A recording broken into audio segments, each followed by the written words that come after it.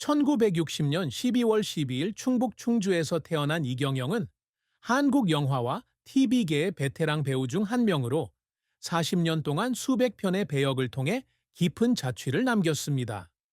그의 삶은 연예계에서 열정적인 젊은 시절부터 영혼에 깊은 상처를 남긴 슬픈 순간들까지 길고 감정적인 여정이었습니다. 이경영의 삶에서 가장 큰 슬픔은 커리어에서의 어려움과 개인적인 삶의 균열뿐만 아니라 특히 2002년 중범죄로 유죄 판결을 받았던 법적 위기 속에서 사랑하는 사람들에게 상처를 준 것에 대한 깊은 후회였습니다. 이 사건은 그의 명성에 흠집을 냈을 뿐만 아니라 가족, 친구, 그리고 관객들의 신뢰를 잃었다는 생각까지 들게 했습니다.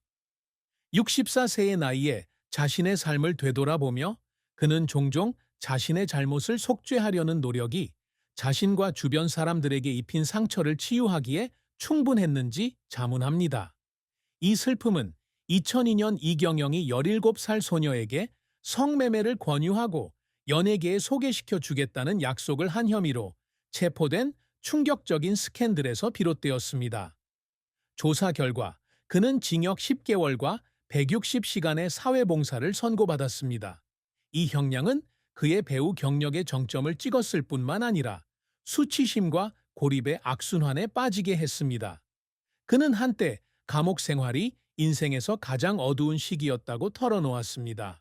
한때 자신을 존경했던 사람들의 경멸적인 시선과 사랑하는 사람들의 고통스러운 침묵에 직면해야 했던 시기였습니다.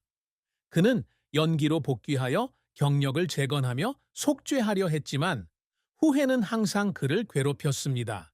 그는 자신의 행동으로 상처받은 사람들, 특히 가족을 자주 생각했고, 이는 가장 큰 슬픔이자 그의 마음속에 영원히 아물지 않는 상처가 되었습니다.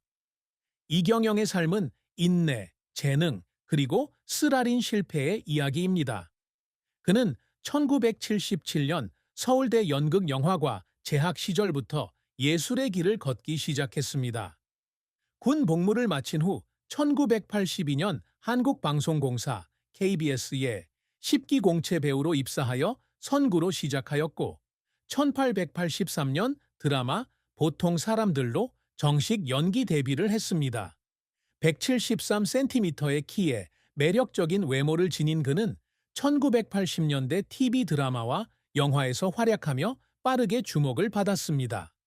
배우 활동뿐 아니라 연출과 각본에도 참여하여 1996년 운명의 문과 2002년 민여몽 두 편의 영화를 각본과 연출로 완성했습니다.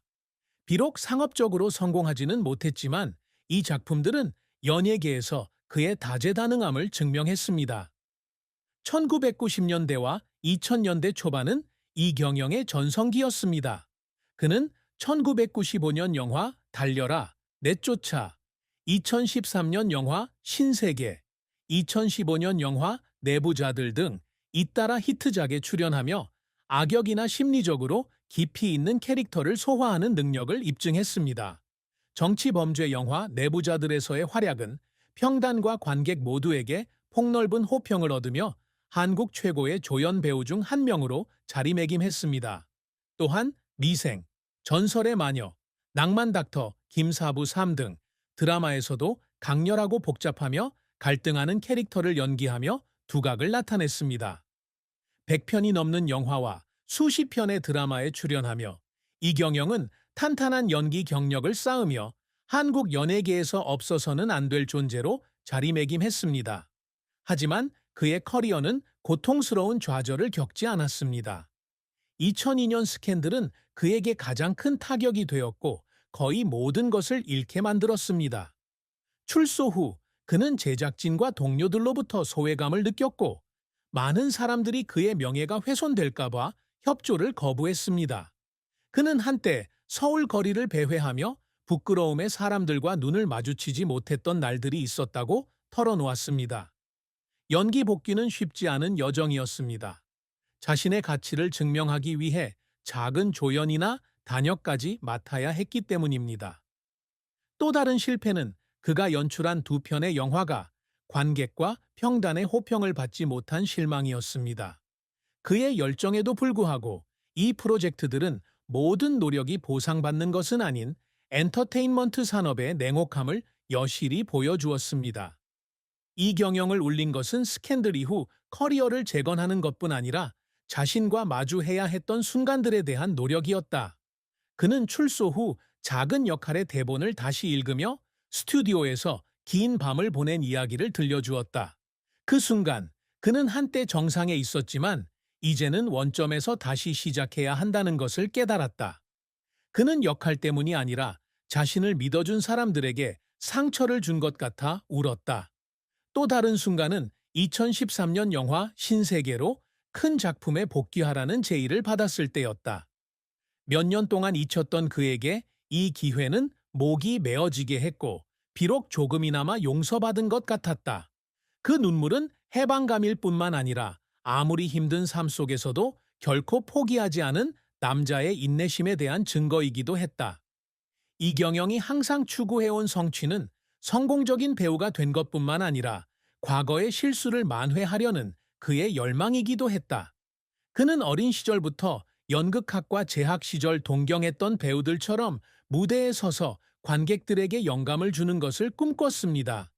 이를 위해 그는 냉혹한 악역부터 다정한 아버지까지 다양한 역할을 끊임없이 배우고 시도해 왔습니다.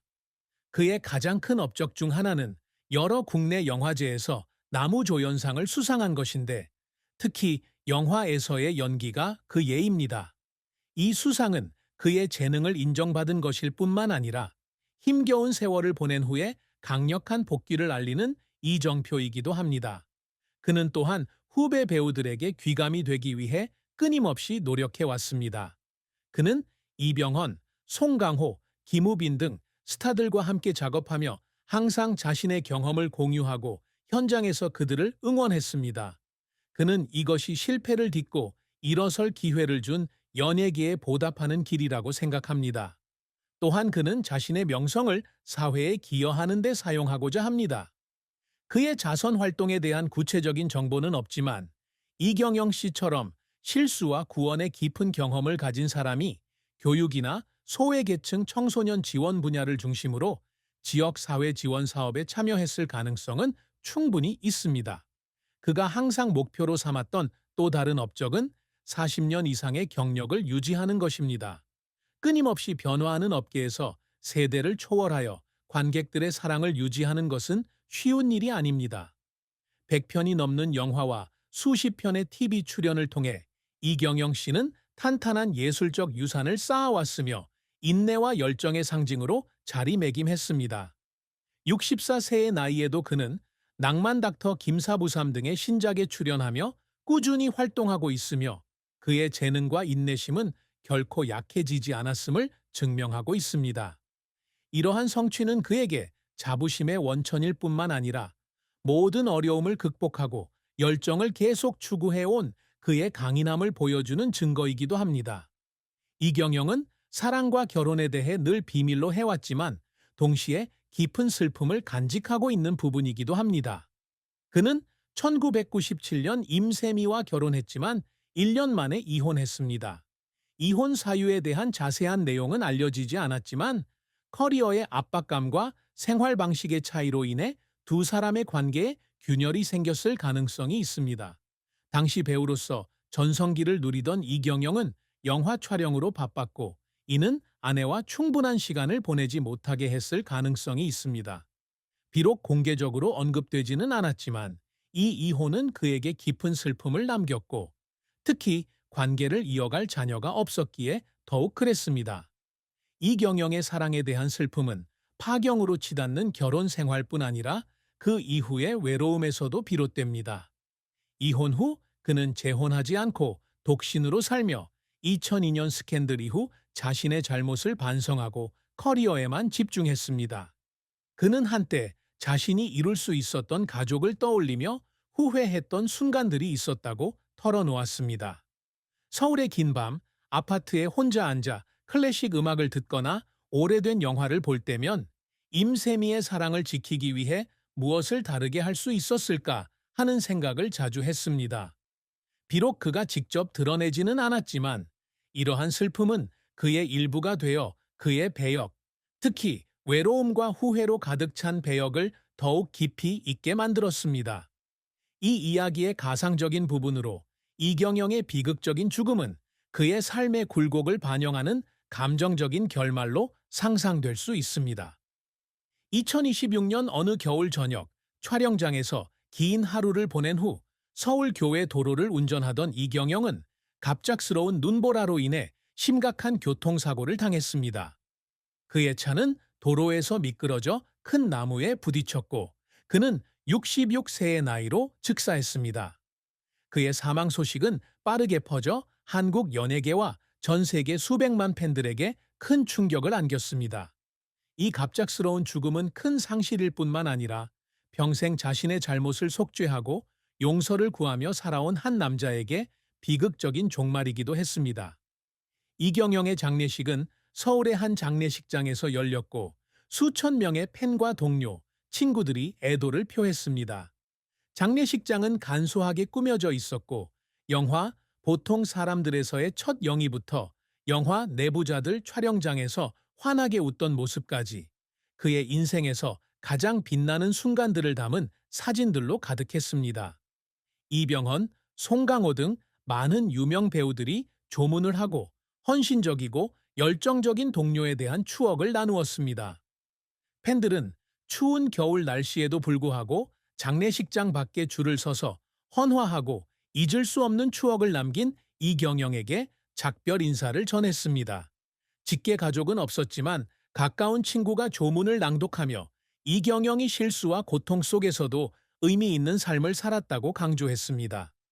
이경영 씨와 오랜 시간 별거했던 전처 임세미 씨도 장례식에 참석해 깊은 생각에 잠긴 표정을 지었다. 장례식 후 진행된 모의 인터뷰에서 그녀는 이경영 씨의 가장 큰 슬픔은 사랑하는 사람들에게 상처를 준 것에 대한 후회였다고 털어놓았다. 짧은 시간 동안 함께했던 이경영 씨는 열정적인 사람이었지만 일에만 몰두해 인생에서 중요한 작은 것들을 잊었다고 그녀는 말했다. 이혼 후 이경영 씨가 자신에게 전화를 걸어 남편으로서의 역할을 다하지 못해 눈물을 흘리며 사과했던 때를 떠올리며 그 전화에서 흘린